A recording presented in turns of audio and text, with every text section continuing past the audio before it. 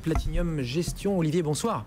Bonsoir. En quelques mots, faut-il ou non déclencher ces CDS? On attend toujours la décision de l'ISDA. Est-ce que vous pensez que l'ISDA va appuyer sur le bouton? Je crois que c'est pas le problème. Peu importe. Certains disent 3 milliards. Moi, je pense que c'est plus, mais personne n'a le chiffre réel. Mais peu importe. Aujourd'hui, on a assisté, comme d'habitude, à un petit jeu de bonneteau sur les dettes.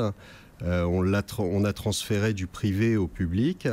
Donc, je vous dis à tous, bienvenue au club. On va tous payer et on paiera cher parce que rien.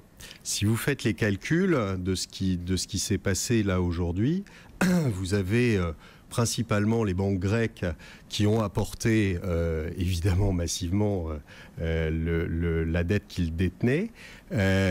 Aujourd'hui, il va falloir les recapitaliser parce qu'elles sont mortes avec ce qu'elles ont fait.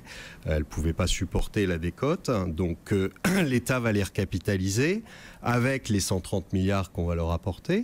Et autrement dit, vous vous retrouvez avec, si vous faites les calculs, moi je les ai faits sur 75%, je ne les ai pas faits sur 83,5%, mais ça ne change pas grand-chose.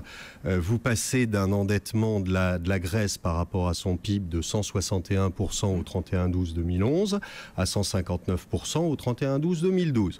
Bravo, on a parlé beaucoup, juste Olivier, on a eu beaucoup de sueur, tout ça pour 2%, c'est fabuleux. Est-ce que ça veut dire que, d'une manière ou d'une autre, je crois que dire que rien n'est réglé pour la Grèce, tout le monde est à peu près d'accord et que la solvabilité est toujours en question, évidemment, autour de la Grèce. Est-ce que pour vous, on a réussi néanmoins à isoler... Non mais, est-ce qu'on a réussi à isoler le cas grec et est-ce qu'on peut imaginer que pour d'autres pays, ça puisse se passer différemment? Vous avez la Troïka qui est allée se balader au Portugal.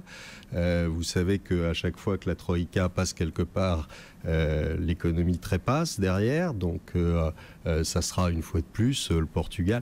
C'est pas parce que vous avez joué au bonneteau avec la dette grecque que ça règle le problème portugais, que ça règle le problème espagnol.